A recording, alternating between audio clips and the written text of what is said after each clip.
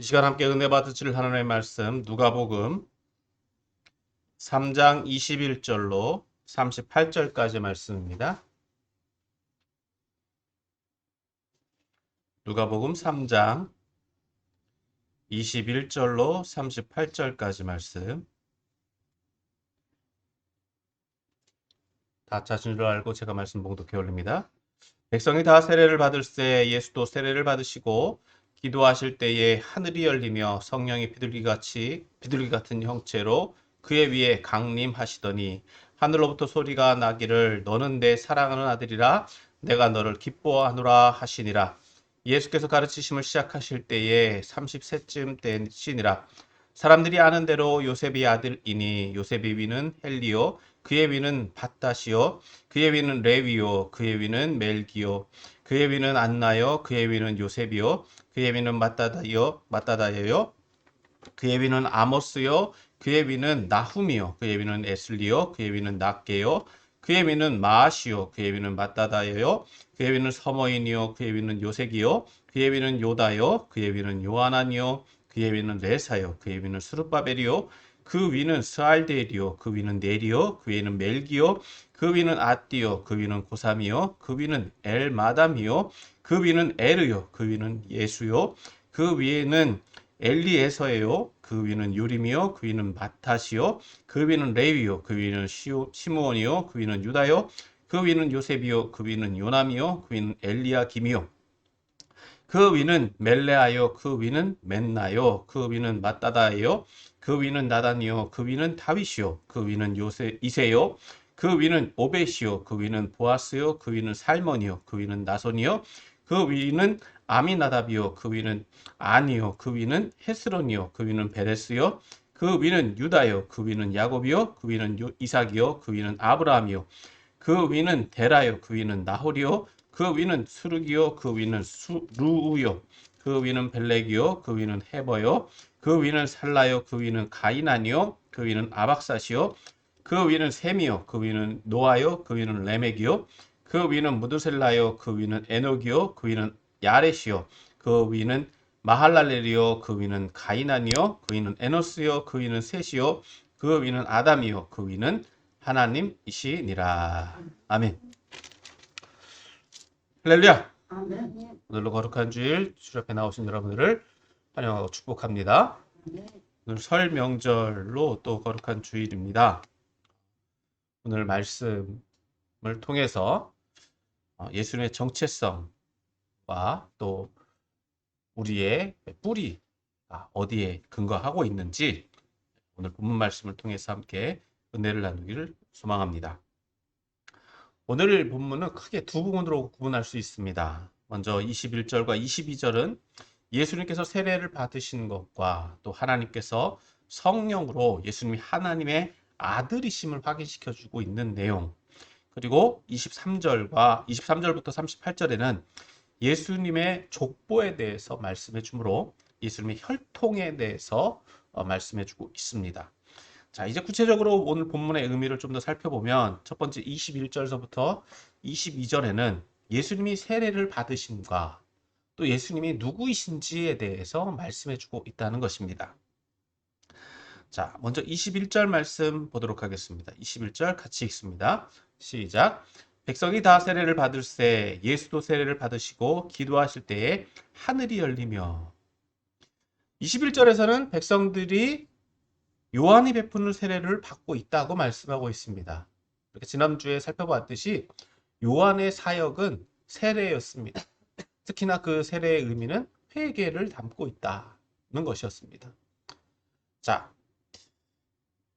어떻게 보면 오늘 요한이 지금 지난주에 말씀에는 요한이 감옥에 갇혀 있음으로써 요한의 사역이 끝난 것처럼 보여지는데 다시금 오늘 본문에서는 예수님께서 요한의 세례를 받고 있다는 것을 말씀하고 있습니다. 그러니까 앞에서는 요한의 사역이 어느 정도 요한을 정리를 하고 있다면 그 사역 중간에 예수님께 세례를 받으셨다는 것이죠.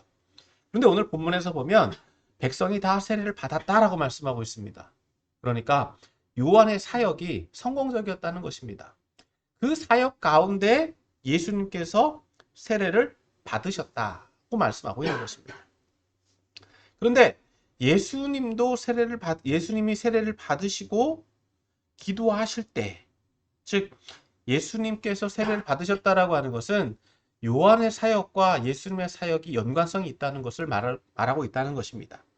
따로 구분해서 말하는 것이 아니라 요한이 먼저 예수님, 즉 메시아에 대해서 선포했던 내용이 누구를 통해서 확인되고 있느냐?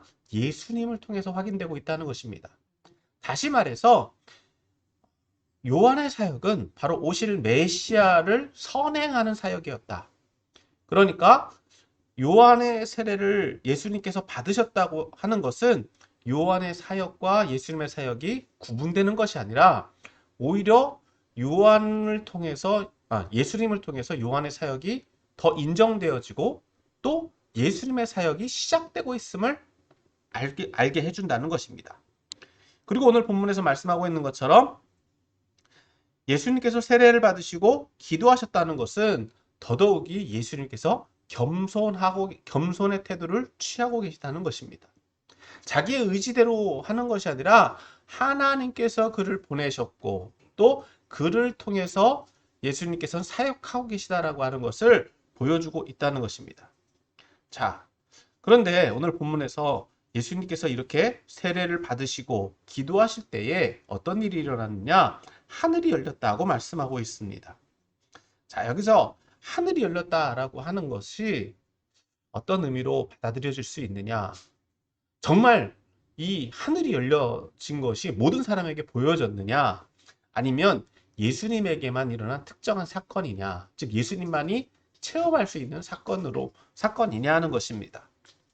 오늘 본문에서 보면 예수님께서는 이 사건을 보면 오늘 본문의 내용에서는 예수님에게만 이 사건이 일어나고 있다는 것으로 보여진다는 것입니다. 왜냐? 오늘 본문에서는 많은 사람들이 그것을 봤다라고 하는 말씀이 없어요.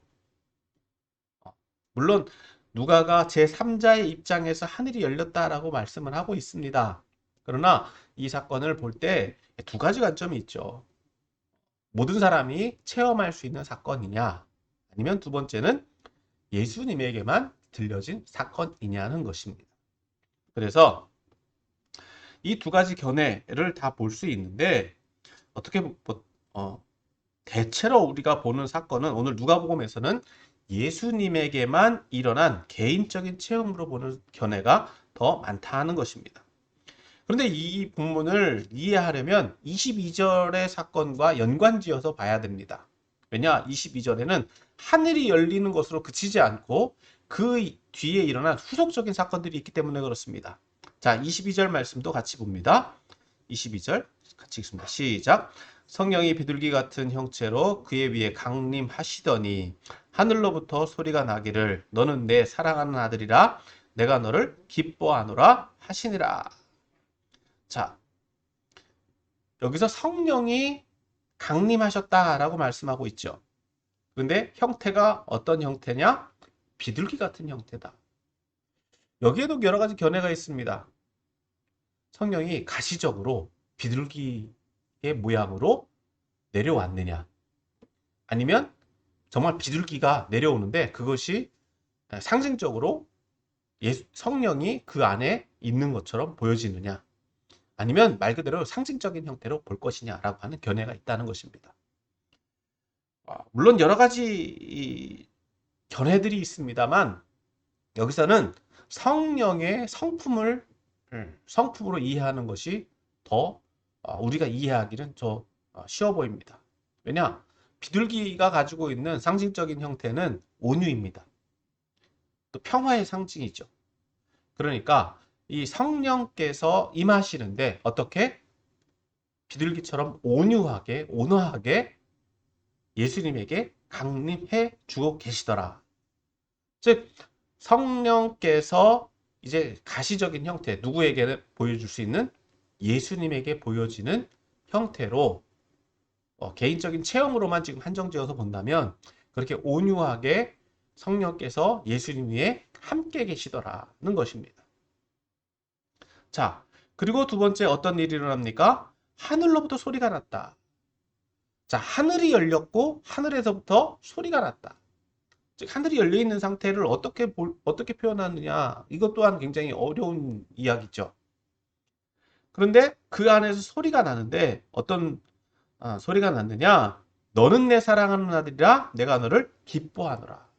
우리가 오늘 이 말씀은 묵시에서 읽었던 것처럼 시편 2편에 나오는 하나님께서 자신의 아들을 인정하는, 즉 이거는 이사야에서도 동일하게 언급되어지고 있는 말씀인데 메시아에 대한 확언입니다. 확인입니다.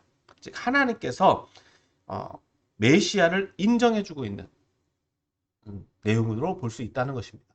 다시 말해서 예수님이 누구다? 하나님의 아들이라고 하는 것을 확인시켜주고 있다. 물론 여기에는 앞서 말한 것처럼 두 가지 견해가 있다고 말씀드렸습니다. 많은 사람들이 이것을 함께 체험했다라고 하는 것과 예수님이 개인적인 체험으로 받아들이는 견해가 있다는 것입니다. 이미 이것은 우리가 마태복음에서 볼 때는 많은 사람들이 함께 보는 것으로 마태는 설명을 하고 있고요. 오늘 누가는 이것을 개인적인 체험으로 설명을 하고 있을 따름입니다. 그러면 이걸 복합적으로 본다면 많은 사람들이 예수님이 하나님의 아들이신 것을 확인할 수 있었다고 보는 것이 옳다는 것입니다. 당신 본인도 자신이 하나님의 아들이다라고 하는 것을 확인했을 뿐만 아니라 더 나아가서 하나님께서도 또 그 주변에 있는 많은 사람들이 함께 볼 수 있도록, 함께 알 수 있는 사실로 확인되어지고 있다는 것이죠. 그러므로 오늘 본문을 조금 더 정리를 해보면, 이미 예수님은 구약의 선지자들과 같이 성령의 임재하심을 체험하고 있다는 것입니다. 구약에서는 성령의 임재를 어떻게 표현하고 있냐? 기름 부음이라는 표현을 씁니다. 기름 부음으로 설명을 하는데, 이 기름 부음의 행위는 말 그대로 기름 부을 때 어떤 특별한 일이 일어났다기보다도 어떻게 해요? 부드럽게 임하잖아요. 이 부드럽게 임하는 장면, 그래서 성령이 임재, 또 강림하시는 것, 내주하시는 역할을 표현하고 있다고 한다면, 오늘 이 사건은 모든 사람에게 보편적으로 일어나는 것은 아닙니다만 예수님에게는 성령께서 세례를 받으실 때 성령께서 비둘기와 같은 형체로 강림해주고 있다라고 하는 것, 즉 기름 부음의 형태로 일어나고 있다라고 하는 것을 말씀해주고 있다는 것입니다. 따라서 하나님께서 예수님에 대한 사역을 위임해주고 있다. 즉 하나님께서 그에게 사명을 위임해주고 있다는 것을 말씀해주고 있는 것입니다. 더 나아가서 예수님이 하나님의 아들이심을 하나님께서 인정해주고 계시고 하나님의 아들로서의 위임을 나타내고 있다는 것을 오늘 본문은 보여주고 있는 것입니다. 자, 그래서 이것은 어떻게 보면 예수님이 하나님의 아들이신 것을 영적으로 인정해주고 있다는 것을 보여주고, 또 예수님 본인은 내적으로도 어떻게 해요? 하나님의 아들이신 것을 확인되고 있다는 것으로 볼 수 있다는 것입니다. 자, 두 번째 우리가 볼 것은 이제 23절에서부터 38절입니다. 23절에서부터 38절은 먼저 예수님에 대한 예수님의 족보가 여기에 기록되어 있죠. 여기 언급되어 있는 예수님의 족보는 사실 마태복음에 나와 있는 족보와 좀 사뭇 다릅니다. 그래서 이 족보가 왜 언급되어지고 있느냐?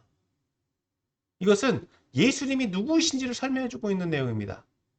말 그대로 이 내용을 보기 위해서는 23절 말씀을 봐야 됩니다. 23절 말씀 같이 읽습니다. 시작.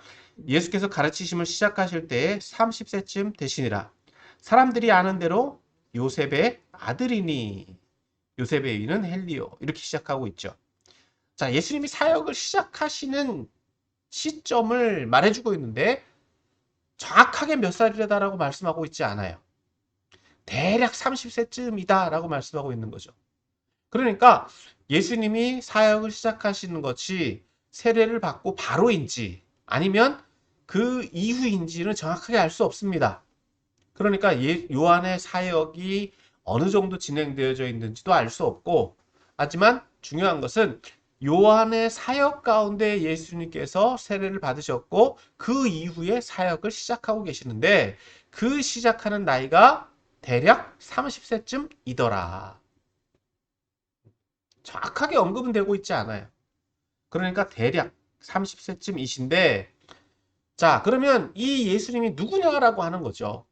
그 설명을 오늘 본문은 해주고 있는데, 오늘 본문에서 예수님이 사람들이 예수님을 알았다라고 말씀하고 있어요. 예수님을 알았다라고 말씀하고 있는데 어떻게 알았다고요? 오늘 본문에는 사람들이 아는 대로, 즉 혈통적으로 예수님을 알고 있다는 것입니다. 혈통적으로 예수님을 알고 있는데 그 혈통이 누구의 아들이다? 요셉의 아들. 혈통적으로 예수님은 요셉의 아들로 되어 있습니다. 그런데 오늘 누가복음에서 우리가 이미 앞서 살펴본 대로는 예수님은 사실 요셉하고 관계가 있습니까? 없습니까? 없죠. 성령으로 잉태가 됐어요. 그러면 보다 본질적으로 예수님의 혈통을 언급하려면 누구의 족보가 나와야 되느냐? 마리아의 족보가 나오는 것이 옳아 보입니다. 그럼에도 불구하고 오늘 본문에서는 예수님을 누구의 자손으로 인정하고 있느냐? 요셉의 아들로. 왜? 이것이 사람들이 아는 공개되어진 사건이기 때문에 그렇다는 거예요. 그러니까 이것은 하나님의 섭리입니다. 예수님께서 예수님의 혈통이 어떤 혈통이냐라고 하는 것을 밝혀주고 있는 것. 그 내용을 오늘 본문은 기록하고 있다는 것입니다. 그래서 오늘 본문에서 조금 더 살펴볼 것은 이미 앞서 예수님이 사역을 시작하실 때 몇 살? 30세쯤. 그러니까 이 30세가라는 나이가 의미하는 것은 예수님이 어린 나이도 아니고 너무 나이 들은 나이도 아닌 청년, 그리고 세상은 어느 정도 세상 물정을 알 수 있는, 또 사람들에게 인정받을 수 있는 나이다라고 하는 것을 알려주고, 더 나아가서 예수님의 혈통은 누구의 혈통? 요셉의 혈통이다.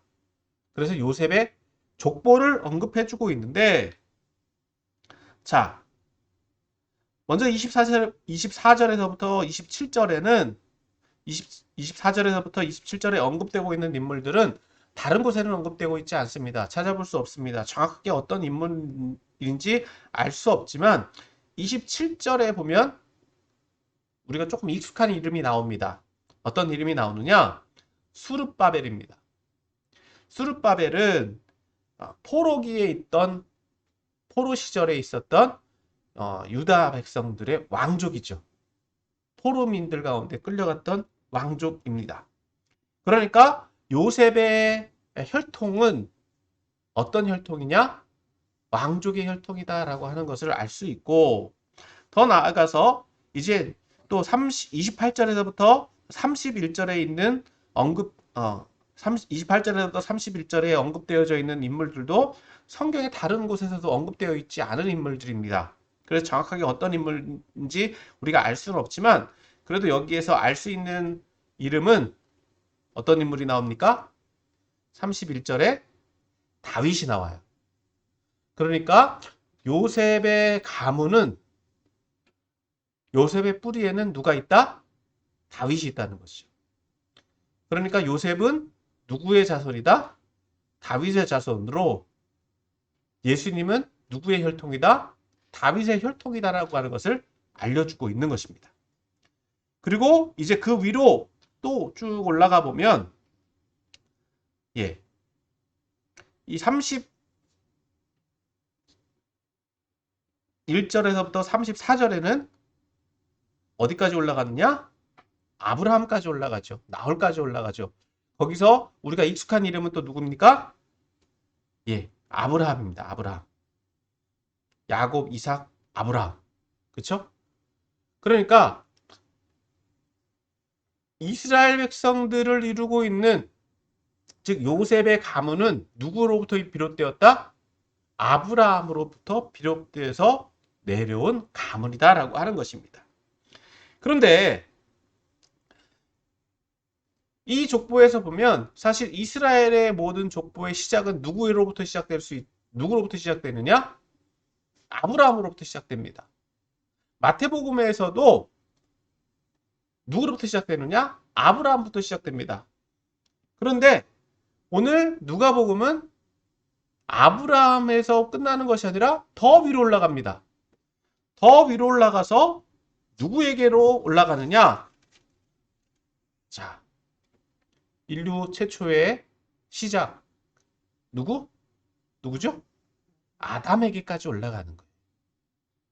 아담에게까지 올라가요.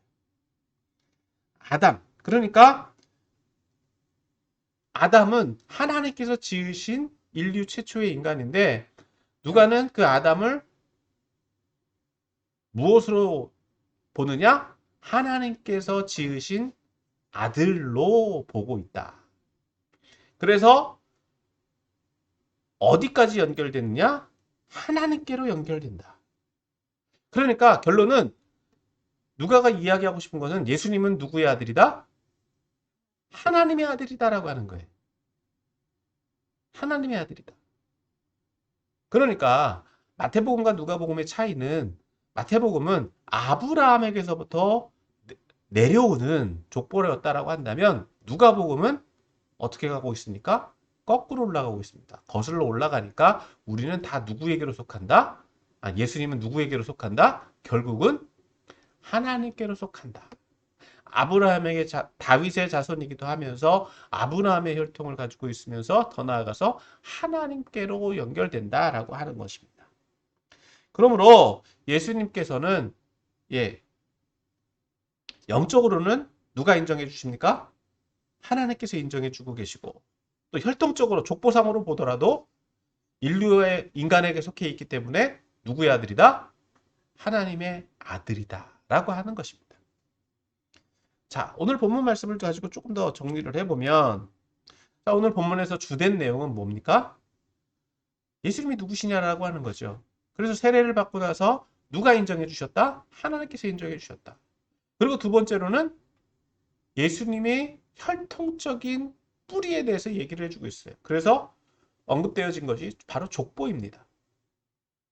바로 내가 누구냐라고 하는 거예요. 나는 어디로부터 와서 내가 오늘 있기까지 어떤 경로가 있었기 때문에 내가 오늘날 내가 존재를 하느냐라고 하는 것이 바로 족보입니다.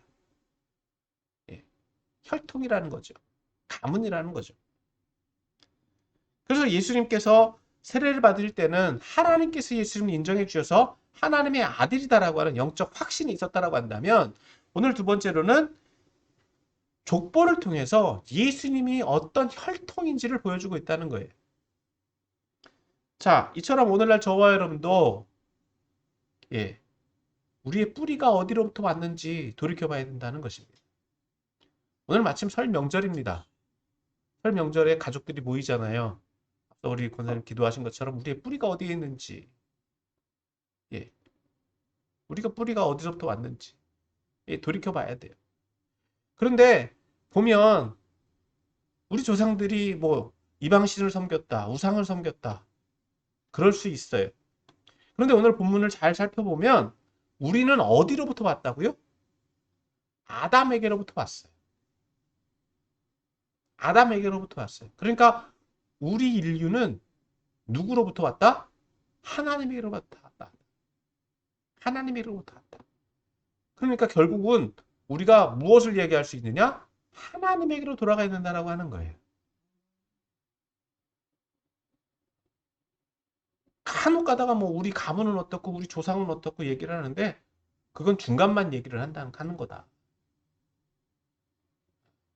마태복음에 얘기하고 있던 것처럼 아브라함부터 얘기를 하고 있는데 그 이상으로 올라가 보면 누가 있더라? 하나님이 계시더라. 아담이 있고 하나님이 계시더라. 그러니까 온 인류는 누구에게로 돌아가야 된다? 하나님에게로 돌아가야 된다. 그것을 얘기해주고 있다는 것입니다. 그러니까 뭐 가끔 가다 보면 그런 분들이 있잖아요. 우리 어머니를 뭐 절에 모셨다. 우리 할아버지를 절에 모셨다. 뭐 우리 가문은 어떻다 저떻다. 그런 걸 언급하는 것은 의미가 있다 없다? 없다는 거예요. 중간에 딴 길로 갔더라도 오늘 저와 여러분들이 돌아가야 될 길은 누구다? 하나님께로 돌아가는 것이다. 그건 온 인류가 추구해야 되는 길이다라고 하는 거예요. 자, 그런데 그럼 그 기준이 어디 있느냐는 겁니다. 그것을 누굴 통해서 이야기를 할 수 있다? 두 번째, 예수님을 통해서 이야기할 수 있다는 거예요. 예수님을 통해서. 물론 혈통적으로 보면 우리는 유대인도 아니고, 예, 유대인들 입장에서 보면 이방인들에 불과합니다. 그런데 오늘 저와 여러분이 하나님의 백성인 것, 하나님의 자녀인 것을 어떻게 알 수 있느냐는 거예요. 그리고 영적으로 우리가 하나님의 자녀인 것을 누굴 통해서 알게 되느냐는 거예요. 오늘 예수님이 성령을 통해서 하나님께서 그가 하나님의 아들이신 것을 알게 하셨던 것처럼, 물론 본인도 자신이 하나님의 아들인 것을 알고 계셨지만 하나님께서 성령을 통해서 그의 본분, 그의 정체성을 깨닫게 하셨던 것처럼 오늘 저와 여러분들이 원래 정체성을 어떻게 아느냐는 겁니다. 누굴 통해서? 성령을 통해서. 즉 예수님을 통해서 우리가 그것을 믿고 또 성령을 통해서 내주하신 성령을 통해서 우리가 하나님의 자녀인 것을 확언한다는 거예요. 확인한다는 거예요. 물론 우리가 세례를 받을 때 예수님처럼 다 성령이 임하는 것은 아닙니다. 예, 성령이 임하시는 사건을 우리가 신학적으로는 성령 세례라고 얘기를 해요. 이것이 성령 세례가 예수님에게 임했던 성령 세례가 다 보편적인 것은 아닙니다. 물론 이후에 쭉 살펴보면 성령 세례의 장면들이나 상황들은 다 달라요. 하지만 분명한 것은 성령께서 임재하시는 성령 세례의 장면은 있다는 것입니다. 그 성령 세례를 통해서 우리가 하나님의 자녀가 된다라고 하는 것을 확언하고 확인한다는 거예요. 그러니까 오늘 저와 여러분들이 영적으로 하나님의 자녀가 됐다라고 하는 확신이 있어야 될 줄 믿습니다. 물론 우리가 족보상으로 살펴보면 우리의 뭐 시조나 조상을 살펴보면 우리가 누구로부터 왔다? 뭐 물론 여러 가지 경로들이 있지 않습니까? 그러나 옷 인류는 앞서 살펴본 것처럼 누구에게서부터 시작되었다? 아담. 그 아담을 누가 창조하셨다? 하나님께서 창조하셨다. 그러한 믿음이 있어야 됐다. 물론 과학적으로 뭐 여러 가지 이야기들이 있습니다. 과학적으로 뭐 여러 가지 과학자들이 뭐든 여러 가지 말들을 합니다. 그러나 지금 그러한 일들을 과학적으로 자꾸 살펴보더라도 여러분 온 인류의 시조는요 많은 사람에게서 시작됐다라고 말하지 않아요. 몇몇 사람들에 의해서 시작됐다라고 성경은 과학적으로도 이야기를 하고 있어요. 그러니까 온 인류에 있어서 이런 시작을 가져올 수 있도록 허락하신 것이 누구다? 하나님이다라고 하는 것. 그러한 것들을 통해서 여러분 우리가 이것을 지금은 무엇으로 받아들입니까? 지금은 믿음으로 받아들여요. 성령으로 믿음으로 받아들여요. 이것을 뭐 증명하라라고 하는 데 있어서는 과학적인 증명은 시간이 지나면 해결될 거예요. 시간이 지나면 해결될 거예요. 아직은 그 수준에 이르지 못하고 있기 때문에 그것을 증명하지 못할 따름이지 성경을 과학적으로 바라보는 것과 신앙적으로 바라보는 것은 좀 차이가 있습니다. 그러나 분명한 것은 여러분 우리가 지금은 믿음으로 받아들여요. 성령을 믿으니까. 하나님의 말씀을 믿으니까. 확인이 안 된다고 해서 그걸 부정할 수는 없다는 거예요. 그건 정말 과학적인 설명이 아닙니다. 확인이 안 됐을 따름인 거예요. 여러분 그게 조심해야 될 부분이에요. 지금은 우리는 무엇으로 믿는다? 그것을 어떻게 인정한다? 믿음으로. 세상 사람들이 볼 땐 신념으로라고 말할 수도 있겠지만 지금은 우리는 믿음으로 해요. 언젠가는 그것이 과학적으로 증명이 될 거다. 저는 그렇게 봅니다. 그러니까 여러분 설 명절을 맞이해서 앞서도 우리 권사님 기도하셨던 것처럼 물론 가문마다 가정마다 어떤 특수성이 있어요. 하지만 저와 여러분들은 믿음 안에 있기 때문에 기왕이면 어떻게 생활하는 것이 옳다? 믿음으로 생활하는 것이 옳다. 믿음 안에서 생활하는 것이 옳다. 왜? 우리의 원래 뿌리는 어디로부터 왔기 때문에? 하나님으로부터 왔기 때문에. 그리고 결국은 우리는 어디로 돌아가야 된다? 하나님에게로 돌아가야 된다. 그것을 오늘 본문은 말씀해주고 있다는 것입니다. 그러므로 오늘 말씀을 좀 정리를 해보면 오늘 말씀에는 예수님의 세례를 통해서 예수님의 영적 정체성에 대해서 오늘 본문을 말씀해주고 있습니다. 이처럼 오늘 저와 여러분도 성령을 통해서 우리가 하나님의 자녀됨을 믿어야 될 줄 믿습니다.